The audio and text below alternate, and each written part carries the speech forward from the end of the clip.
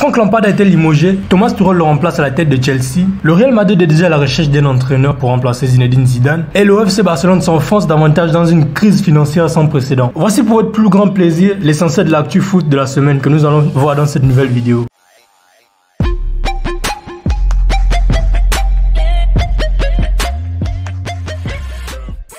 Salut à tous, j'espère que vous allez bien. Alors la première information sur laquelle nous allons nous arrêter concerne la date butoir de la fin du mercato. C'est donc la dernière ligne droite et de nombreuses transactions sont attendues dans les prochains jours. Mais quand ce mercato d'hiver va-t-il prendre fin exactement dans chaque championnat? Voici la réponse. En Bundesliga, le mercato prend fin le 1er février à 18 h pile. En Italie, en Serie A, ce sera également la même chose le 1er février. En Ligue 1 en France ou encore en Ligue 1 et en Première Ligue en Angleterre, le mercato prend fin le 1er février à minuit. En Jupiler League et en Super League turque, il s'agira également du 1er février à minuit. La Liga NOS au Portugal voit son mercato prendre fin le 4 février à minuit. Et en Russie, on ira jusqu'au 25 février à minuit. Si l'on quitte les grands championnats européens, du côté de la Chine, pour diversifier un petit peu, le mercato prendra fin le 28 février à minuit. Si les grands clubs européens n'arrivent pas à vendre leurs joueurs d'ici mardi prochain, ces joueurs devront donc se retourner vers la Russie ou encore la Chine pour trouver des acheteurs. Le focus de cette vidéo actualité concerne donc le limogeage de Frank Lampard à la tête de Chelsea. Chelsea a décidé de mettre fin à son aventure avec Frank Lampard. C'est une décision très difficile, a publié Chelsea dans un communiqué officiel ce lundi midi. Il faut donc croire que rien n'allait plus chez les Blues, qui ont vécu un début d'année difficile et qui ont enchaîné les mauvais résultats contre les équipes moins importantes et aussi contre les équipes importantes dans la lutte pour le titre en Première Ligue. Sérieux candidat au titre après son incroyable mercato estival dont j'en parlais dans une précédente vidéo, le Chelsea de Frank Lampard pointe à la 9e place du classement. La direction de Stamford Bridge en a eu assez et a choisi de se séparer de son ancien joueur malgré la récente victoire en Cup et une qualification pour les 8e de finale de la Ligue des Champions. Et pour remplacer son ancien joueur, Chelsea ne serait pas allé loin et a donc coché le nom de Thomas Tuchel qui ne sera pas resté au chômage pendant très longtemps. Limogé du Paris Saint-Germain le 23 décembre après la victoire contre Strasbourg, l'entraîneur allemand va découvrir la Première Ligue à la tête de Chelsea. Il arrive à Londres pour succéder à Frank Lampard démis de ses fonctions. Thomas Tuchel retrouvera notamment à Stamford Bridge Thiago Silva, son ancien capitaine au Paris Saint-Germain. Avec le club francilien, il a donc gagné 2 fois le championnat de France, une fois la Coupe de la Ligue et la Coupe de France, et a disputé la finale de la Ligue des Champions 2020 perdue face au Bayern Munich. Pour le moment, les Blues pointent actuellement la 9e place après avoir remporté seulement 2 victoires lors de leurs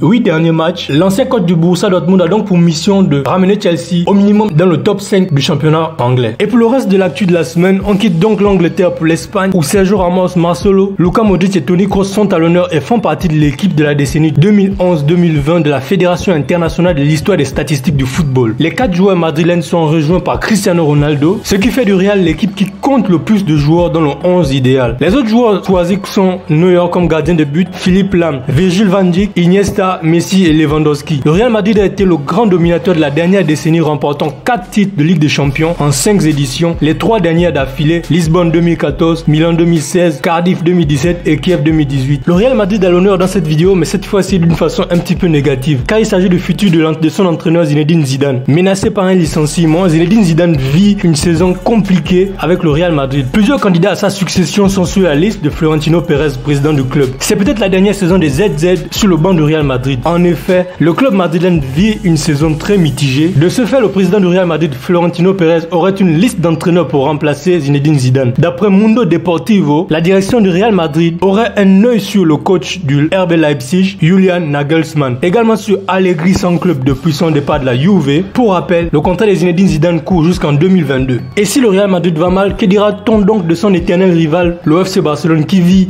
une crise financière incroyable? En effet, le FC Barcelone doit encore 200 millions d'euros de transfert auprès de 20 clubs. D'après un audit des comptes du FC Barcelone, le club catalan doit 200 millions d'euros auprès de 20 clubs. Les Blaugrana doivent encore 70 millions d'euros à Liverpool pour le transfert de Philippe Coutinho, 64 millions d'euros pour le transfert de Frankie de Jong à l'Ajax Amsterdam. Ces valeurs ne représentent pas le montant total de transfert. Cette situation est très inquiétante car le club a vu ses pertes s'estimer à 97 millions d'euros à cause du Covid-19. Avec 200 millions d'euros de dettes envers les clubs, rien ne va plus au FC Barcelone c'est la catastrophe, c'est l'hécatombe. Après le long focus sur les deux géants du football espagnol, nous passons donc à la rubrique Mercato où il est question du transfert de Mesut Özil au Fenerbahçe, car Arsenal a confirmé sur ses réseaux sociaux depuis dimanche que l'Allemand Mesut Özil quittait les Gunners pour rejoindre le club de Fenerbahçe. Mesut Özil a participé à 254 matchs, inscrit 44 buts et délivré 77 passes décisives avec Arsenal. L'autre gros nom dont le transfert est officiel depuis pas mal de jours est celui de la pépite norvégienne Martin Odegaard. En effet, Martin Odegaard est prêté à Arsenal jusqu'à la fin de saison par le Real Madrid. Le Norvégien vient ainsi pallier le départ de Mesut Özil à Fenerbahçe. Espéré par Arsenal depuis quelques jours, Martin Odegaard s'est enfin engagé avec le club des Gunners. Le milieu offensif du Real Madrid arrive à Londres sous forme d'un prêt sec jusqu'à la fin de la saison. Peu utilisé par Zinedine Zidane, le Scandinave espère retrouver du temps de jeu pour donner la pleine mesure de ce qu'il sait faire. Toujours dans la rubrique Mercato où il est cette fois-ci question du milieu de terrain anglais Dele Alli. Le joueur de Tottenham n'est plus en odeur de sainteté en Angleterre. Le Paris Saint-Germain et son ancien entraîneur Mauricio Pochettino sont très intéressés et poussent pour le récupérer. Mais les Spurs cherchent un remplaçant avant de le lâcher. Le Paris Saint-Germain doit donc se dépêcher avant lundi soir, date butoir de la fin du mercato hivernal. Et voilà les gars, c'est la fin de cette vidéo dans laquelle je suis revenu de long en large sur l'actualité ayant marqué le football cette semaine. Je vous remercie de l'avoir suivi et si elle vous a plu, n'hésitez pas de me le faire savoir en me lâchant un gros pouce en l'air. On n'oublie pas également de s'abonner pour ne pas manquer les prochaines vidéos de ce genre. Et moi je vous donne rendez-vous à la semaine prochaine pour une nouvelle vidéo actualité. Sur ce, à bientôt et prenez tous soin de vous.